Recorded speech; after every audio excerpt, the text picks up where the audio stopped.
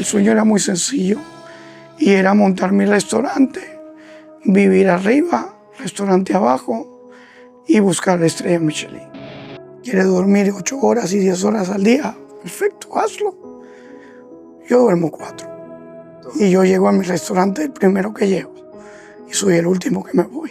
Cuando tú unes sacrificio, dedicación, pasión, entrega, nada, el éxito es una palabra. Entonces sí, creo que todavía me queda esa vena de malcriado, caprichoso. No es una profesión fácil, es muy dura, es sacrificada.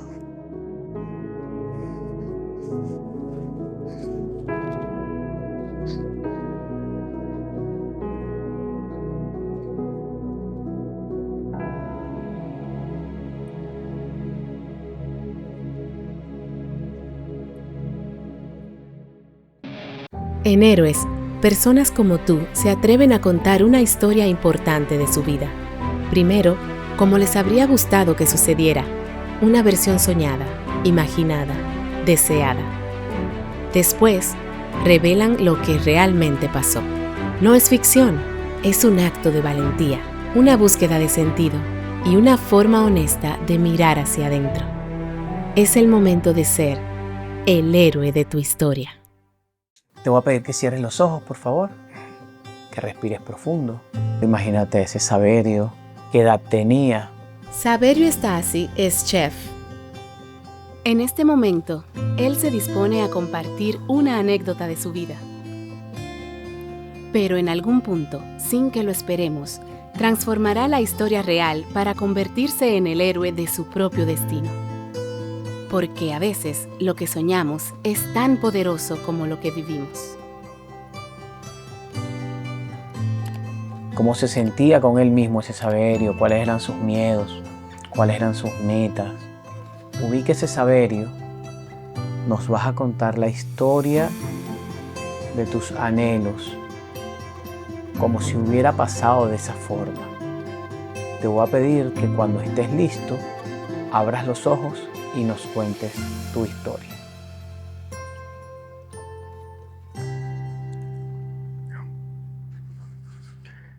Bueno, realmente el anhelo, el propósito de la vida siempre fue un restaurante propio. Pero al final siempre, por mi forma en que comencé la cocina, con quienes me eduqué o con quienes trabajé, porque al final yo no hice escuela, si yo no estuve nunca en una escuela de cocina. También comencé cocina cuando la cocina no era lo que es hoy en día, pues. Ahorita los chefs son personalidades. En aquella época no era esta historia, ¿no? Ya yo estoy pisando los 50. Entonces, y comencé la profesión a los 12 años. Entonces, se ha corrido un poquito. Entonces, no, el proyecto era sencillo y yo me crié en un mundo de gastronomía totalmente francés, a pesar de que mi familia, papá es italiano europeo, mamá es latina colombiana. Yo nací en Venezuela, mi hermano nació en Venezuela, pero me crié con franceses a nivel de gastronomía. Es decir, todos mis inicios de gastronomía y parte de mis años de experiencia fueron con franceses. Entonces, nada, el sueño era muy sencillo y era montar mi restaurante, vivir arriba, restaurante abajo y buscar la estrella Michelin. Ya, eso era todo. Entonces, el propósito era simplemente ver cómo lograbas económicamente poder conseguir el dinero para que eso pasara. Pues, obviamente en esa época no era como hoy en día, que si te va muy bien, te llegan muchos inversionistas. Creo que el mundo de los restaurantes cambió en 40 años. Ahorita mismo he visto como un gran negocio. Bienvenidos a los que creen que es el gran negocio del mundo. Entonces, los parámetros eran muy claros antes. Era, trabaja mucho, ahorra, pide un préstamo y monta tu restaurante y ya trata de buscar lo que, al final, el concepto que tú quieras lograr o que tú quieras. Lo mío era muy fácil porque yo me crié con chefs de puros, chef que solamente se hablaba de estrella Michelin. Entonces, nada, ese era mi mundo, pues. Sí, el mundo de estrellas. No cometer errores, manteles con 52 pliegues, copas de cristal, cubiertos de plata, decantar vinos. Ese fue el mundo en que me crié, pues. Foie gras, caviar, trufas, pato, cordero. Nada de lo que hago ahorita, ¿no? Pero bueno, allá eran productos locales.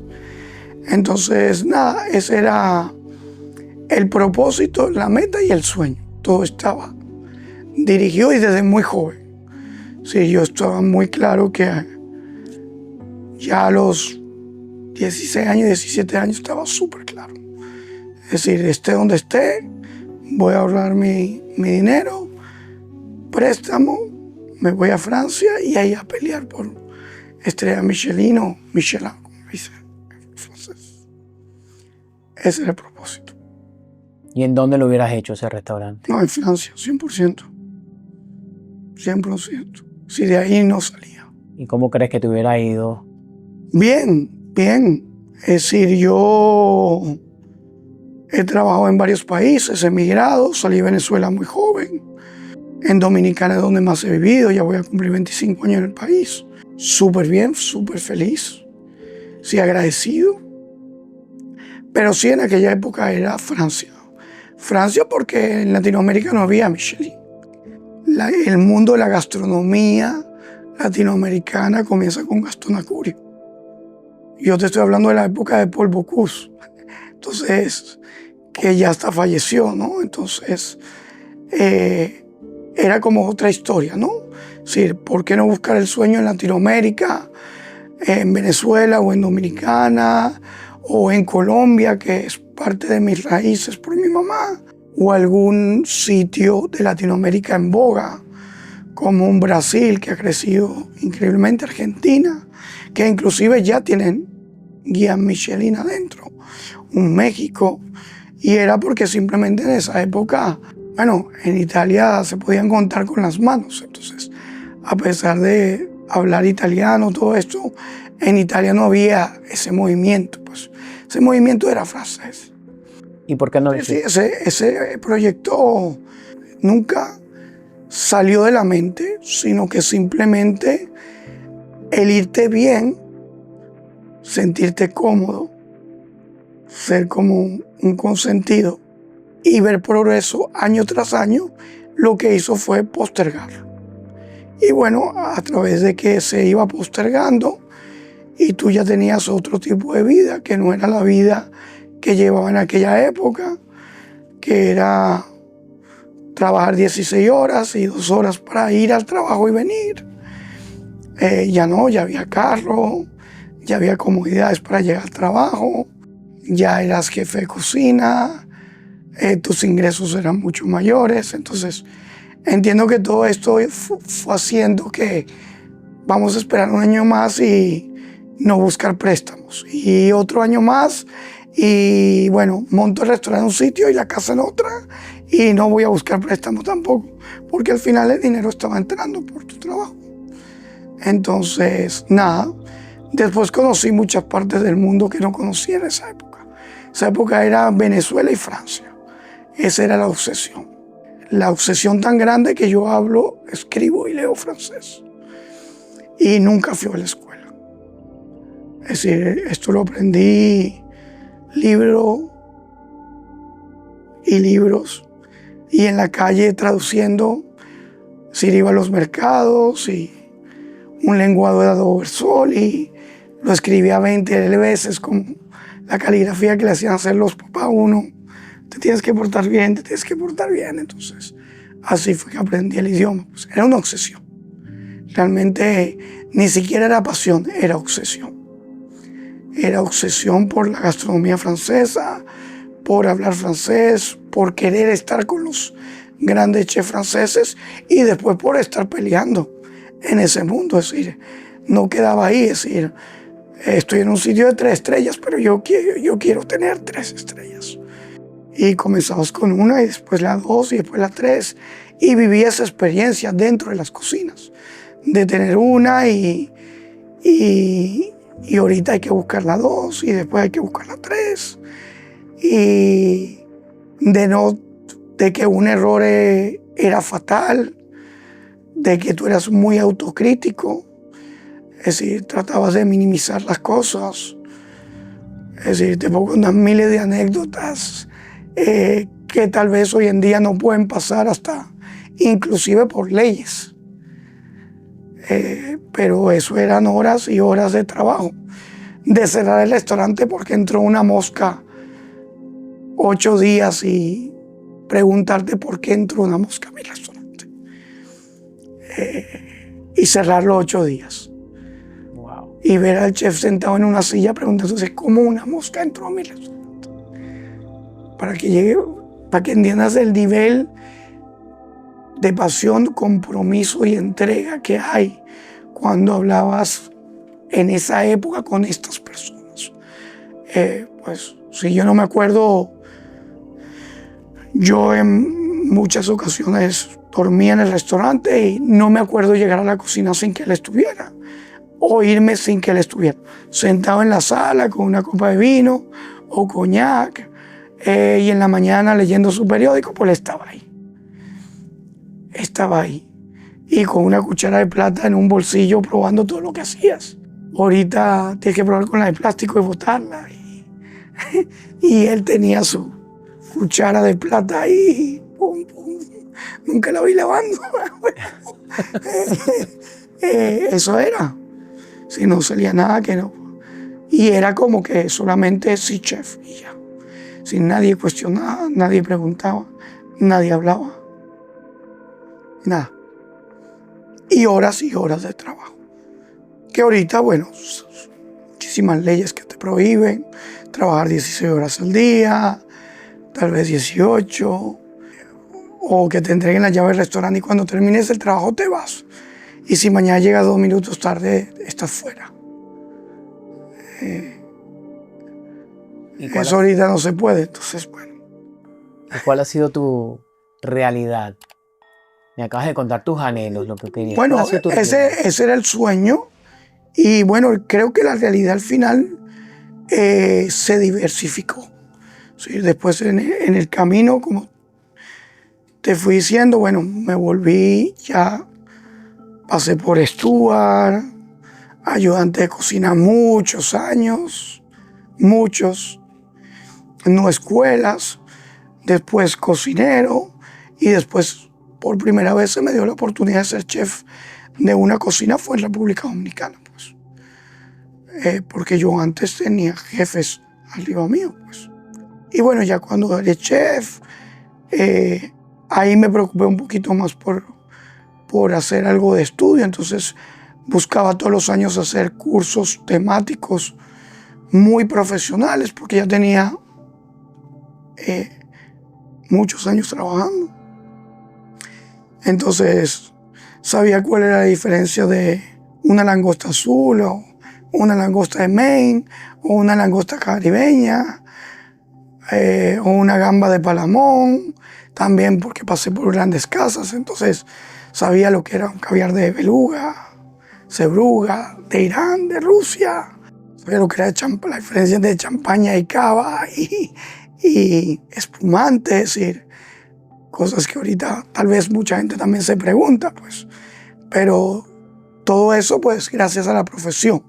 Creo que si no estuviera en esta profesión, es decir, nunca me acuerdo haber comido caviar en mi casa, o foie gras, pues, es decir, no sabíamos lo que era el foie gras, pues. Yo me acuerdo del primer día en cocina no sabía lo que era un jengibre, es decir, nunca había mamá trabajando un jengibre, o un lenguado, un doversol, pues, entonces, cosas así, pues, aunque se comía muy bien en casa, muy bien, pero obviamente no estos niveles, pues, que estabas en restaurantes estrellas, ¿no? A los 12 años dijiste que descubriste esta pasión por la cocina. Yo comencé a cocinar de muy joven, por una revista. ¿Y no porque bueno, quería ser cocinero, pues. Al final es solamente por una nota, pues. Sí, en Venezuela todavía existe una revista que se llama Cocina y Vino.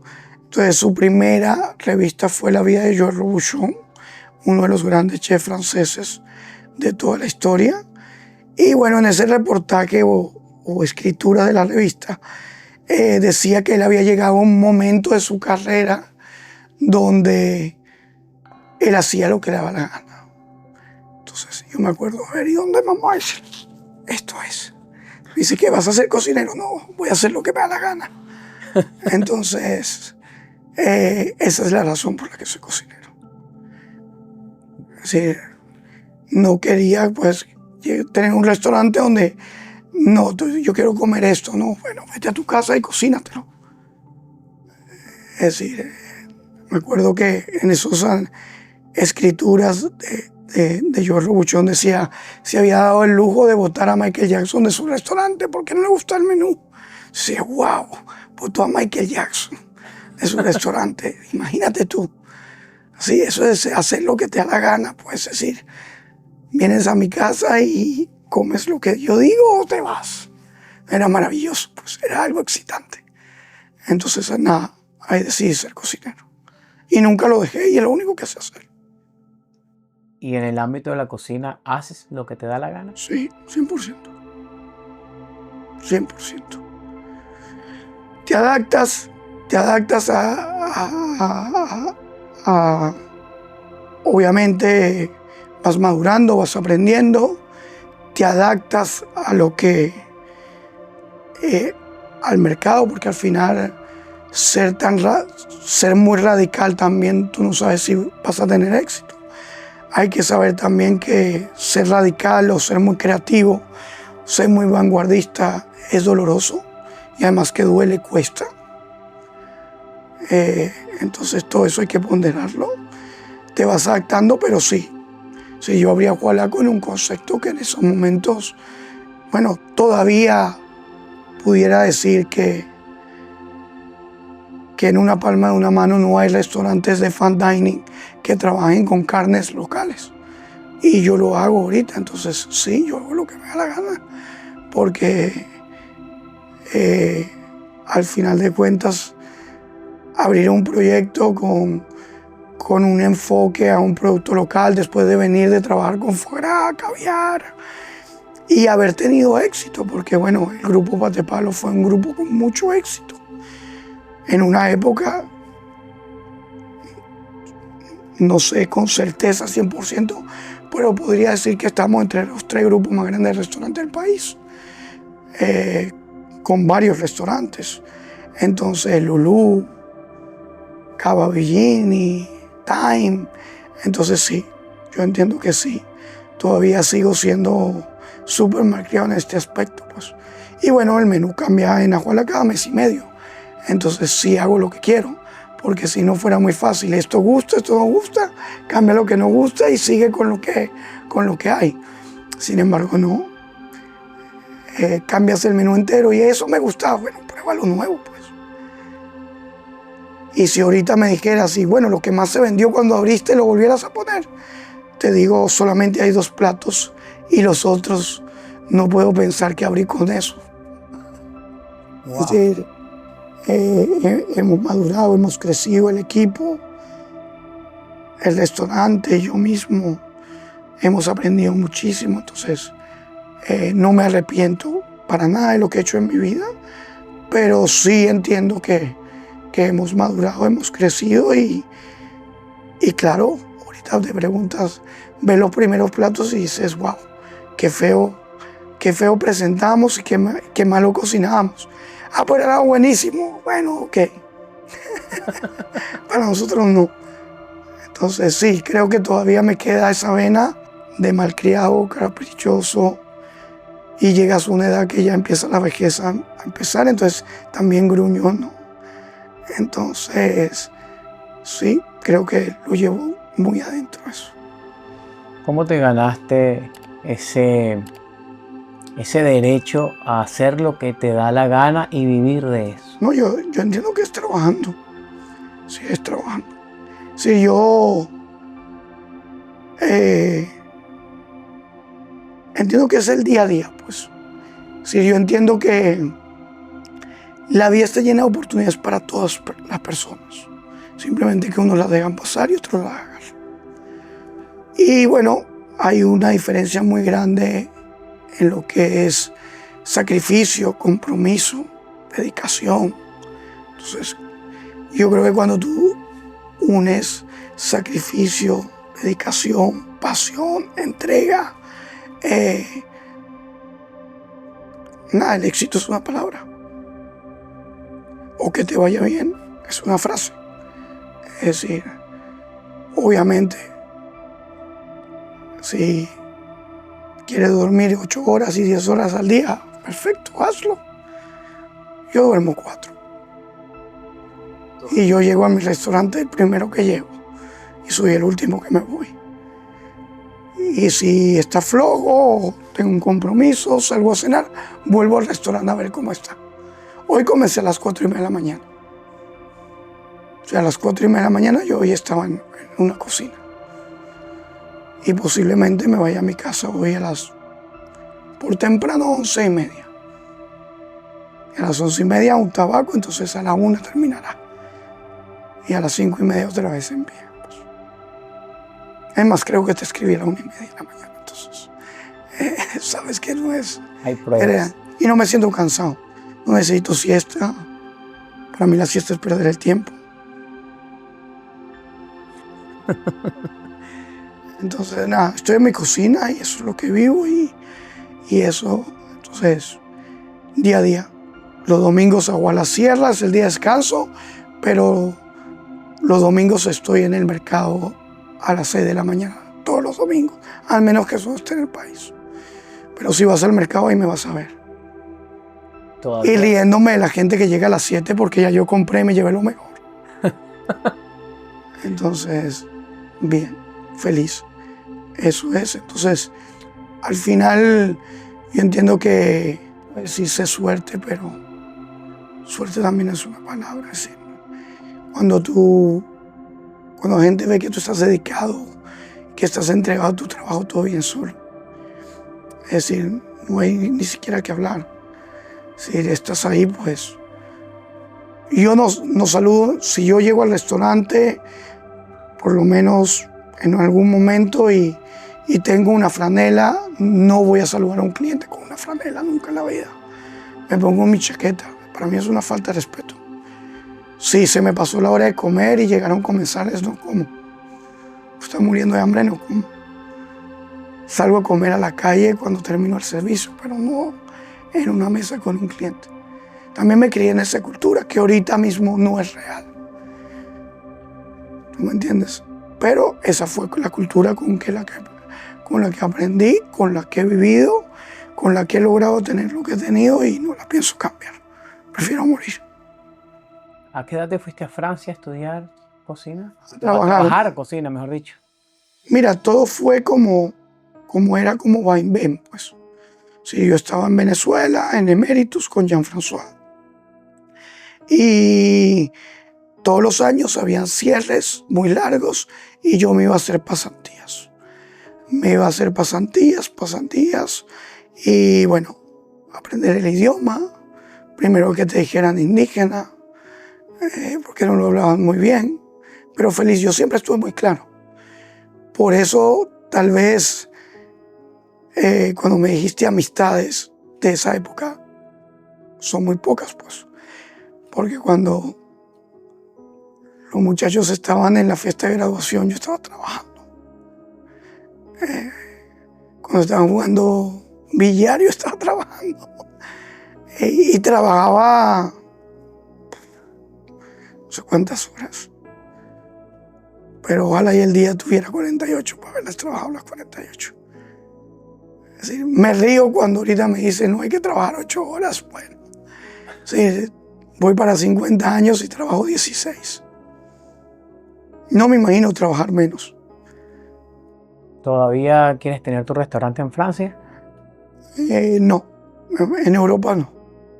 No, Europa no. Conocí otras partes del mundo. Yo creo que por la única parte, por los únicos sitios que yo ahorita mismo dejaría todo lo que he conseguido en Dominicana, lo que he logrado y lo que he hecho y lo que tengo, serían Nueva York, Chicago o Austin, Texas. Esos 3 sitios. Europa no, pero fuera por los 3. Primero Nueva York, con un miedo a fracasar increíble, pero bueno, el miedo siempre va a estar ahí y siempre te va a hablar, pues. Falta ver si te domina o no. Pero sí, me siento en la capacidad todavía de pelear, de ir todos los días al mercado y pasar horas trabajando para que un plato salga. No creo en la perfección, creo en la búsqueda de la perfección, pero no creo en la perfección, creo que no existe. Entonces, sí, me siento todavía con las fuerzas de hacerlo y de pelear.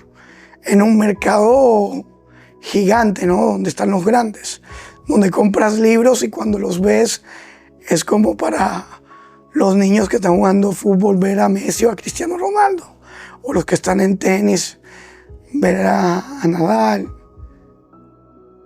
Entonces, sí, igual, pero imagínate estar peleando ahí, fuera fascinante. Pues creo que lo haría sin problema. Y tal vez decir, bueno, al año o a los 6 meses quebré y perdiste todo lo que tenías y no tienes nada y ahorita tienes que buscar un empleo por un salario mínimo y cambiar toda tu vida, bueno, no hay problema. No tener carro, ir en metro, no te hace ni más ni menos. Entonces, yo lo haría. Chicago, primero Nueva York. Después Chicago y Austin, Texas. Creo que es una ciudad con muchísimo futuro, que está creciendo y creo que tiene muchas oportunidades. Pero fuera por las únicas 3 ciudades ahorita. No, Francia no me iría. Europa entero no me iría. Y menos a un pueblo porque todavía no lo... Después de que entendía lo que era la siesta, ahorita no la entiendo. Y ahorita mucho menos cuando están las leyes de las 8 horas y los restaurantes tienen los horarios menos reducidos. Yo quiero pasar mi día ahí, pues, en esas 4 paredes. Si tuvieras que darle un consejo a las personas que han escuchado esto, ¿cuál consejo darías? Bueno, mira, mi consejo siempre ha sido el mismo, ¿no? Sobre todo para los que quieren hacer esta profesión, pues. No es una profesión fácil, es muy dura, es sacrificada.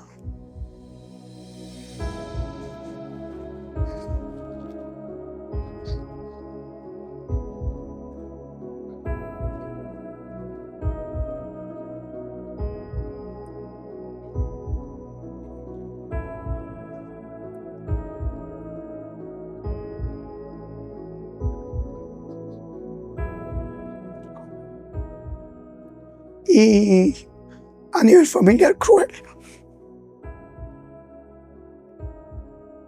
Si de verdad la amas, porque si de verdad quieres ser de un cocinero que voy al servicio y me voy a la casa y vengo al servicio y tengo 20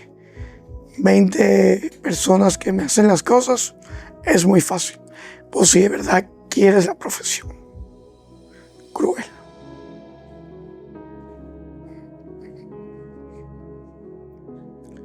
Porque estés todo el día ahí, pues. Y es como un trabajo como normal, ¿no? Es decir, cuando todo el mundo sale del trabajo es cuando tú comienzas las horas de trabajo.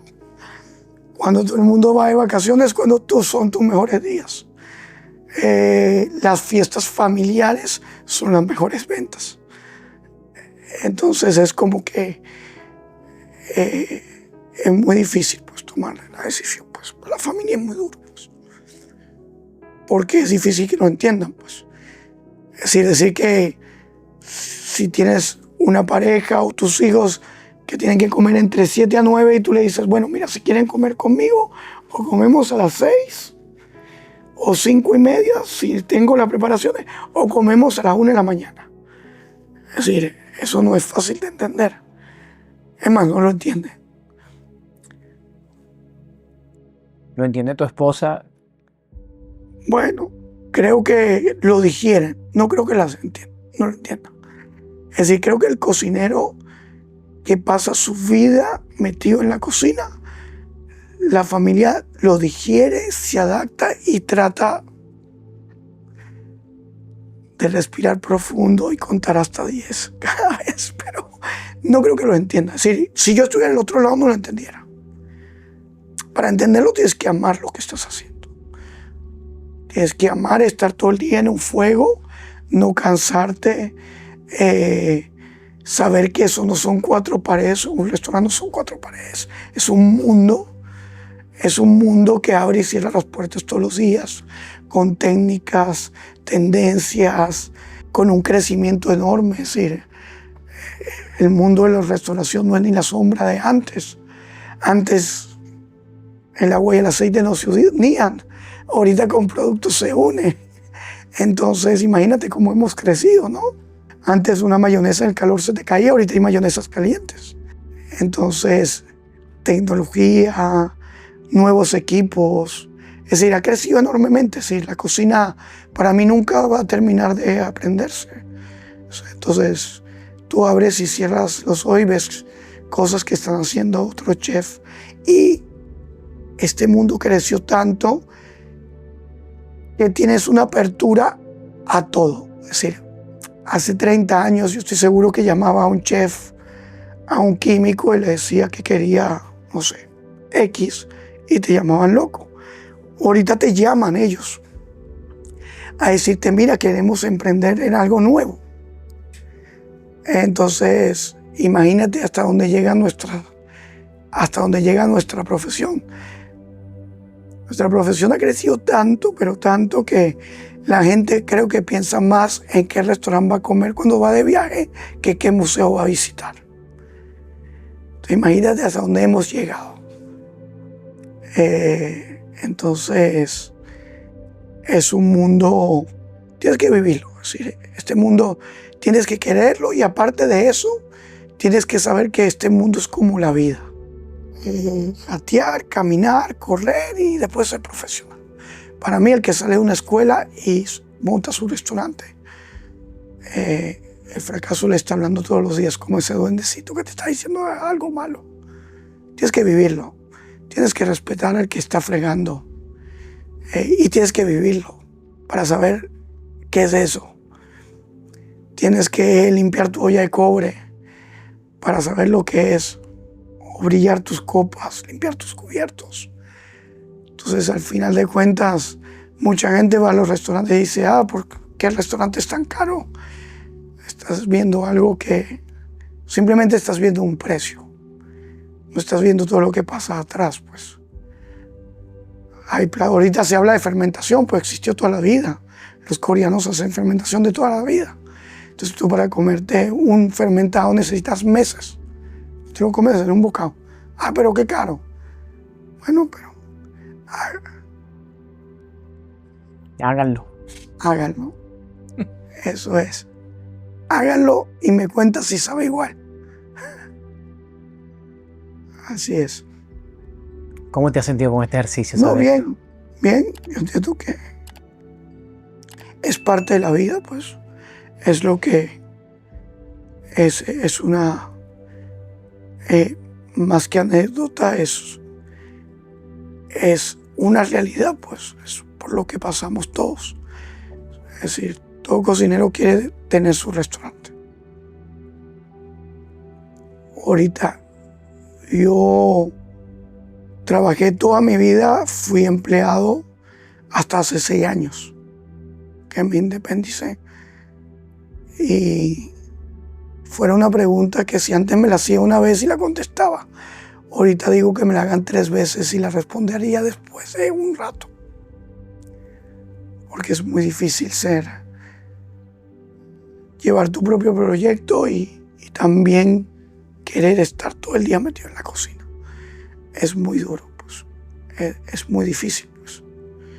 Pero al final eso es lo que a mí me gusta hacer. A mí me gusta estar ahí. Si tú no me ves en el restaurante, en la cocina, es porque estoy de viaje o tengo un compromiso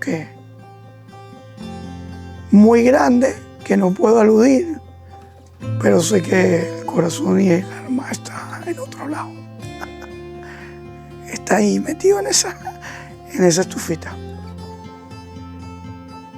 ¿Quieres decir algo más, Saberio? No, yo de verdad, nada, creo que todo, sí. Creo que hasta más de la cuenta. Muchas gracias por No, compartir gracias a tu ustedes. pasión y tu historia. Gracias, Saberio. De verdad. Todo bueno que vino. No, por favor, gracias a ustedes. Disculpa tanta leña que no contesto mucho eso. No,